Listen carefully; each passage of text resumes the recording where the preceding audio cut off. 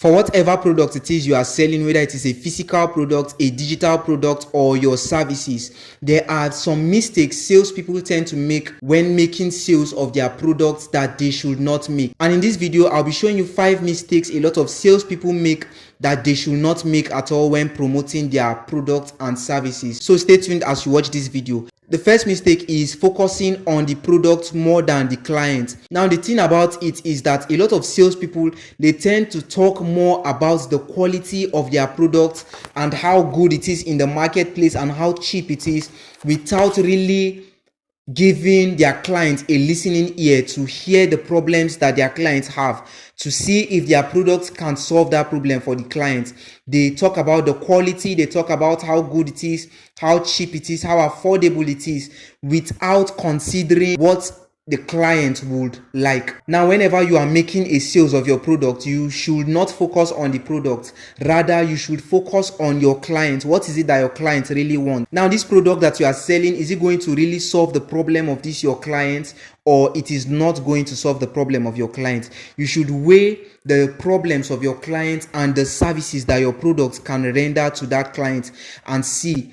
Then whenever you listen to what your clients and all the complaints is bringing, then you can now talk about your product. So you first of all give your client a listening ear before talking about your product. Now, the second mistake a lot of salespeople tend to make is they do not build rapport with their clients. Now, when I say rapport, now I mean connection. Now, for whatever product it is that you are selling, you need to be connected to your clients. You need to be connected to your prospects, and then develop the relationship. You should keep the product aside and how good your product is, and then focus on building a relationship with your clients so that they can know, like, and trust you. Because when they know, like, and trust you, by then you have developed this connection with them, and then they can now pour out their hearts. They can now tell you the problems that they want your products to solve for them, and then that is when you can now bring your product and then talk about the value and the quality that your product has to offer. And then when you have built this connection, now they tend to want to buy your product. They want to purchase your product because they know that with the relationship that you have built, you are more interested in seeing their needs met. You are more interested in seeing their problems solved. You are more interested in seeing them satisfied of whatever problem it is that they have. So that is the second mistake a lot of people make. They tend not to build connection. They don't build rapport with their clients. Now, the third mistake a lot of salespeople make when selling their products is they talk too much.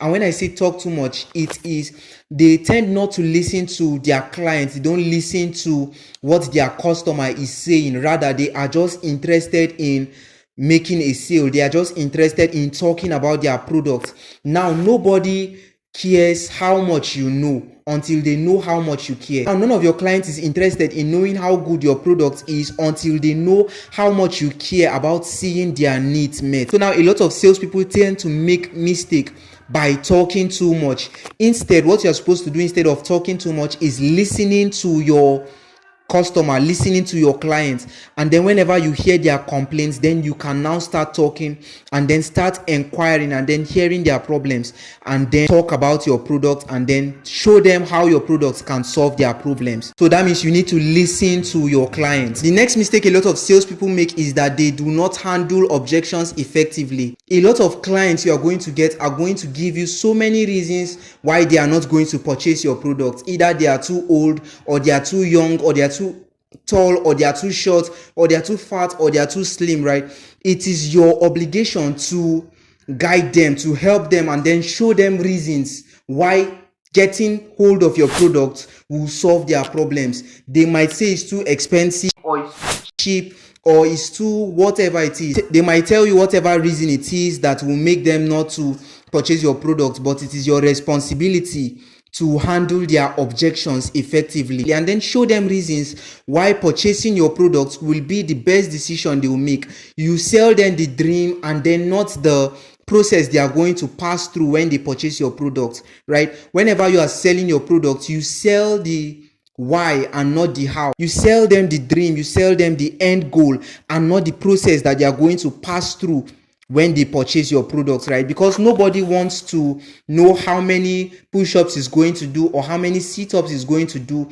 Everybody just wants to see himself slim, right? Everybody wants to be in good shape, right? But nobody wants to know the process is going to pass through. So you sell the dream and then you don't sell the how, and then you learn to handle their objections effectively. For whatever reason they bring, you should be able to counter that reason. You should be able to handle their objections, right? So the mistake a lot of salespeople make is that they are not able to handle their client objections, and then for whatever reasons their clients bring, they tend to just ignore it and then just let them go, and which is not supposed to be so, because it is your responsibility, it is your product.